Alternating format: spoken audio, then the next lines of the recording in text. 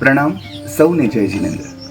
શ્રી વર્ધમાન સ્થાનકવાસી જૈન શ્રાવક સંઘ દાદર દ્વારા પ્રતિવર્ષ યોજાતી પર્યુષણ વ્યાખ્યાન માળામાં આવવાનું બને છે એ મારું સદભાગ્ય છે. આ વર્ષે પણ પર્યુષણ પર્વની વ્યાખ્યાન માળાના છેલ્લા દિવસે એટલે કે 26/8/2025 અને મંગળવારના રાત્રે 9 વાગે હું રમજાન અસાણિયા આવી રહ્યો છું આપ સૌની વચ્ચે ફરી એક વખત એક નવા વિષય સાથે. આ વખતે આપણે વાત કરીશું કહત આનંદગંજી એ વિષયની.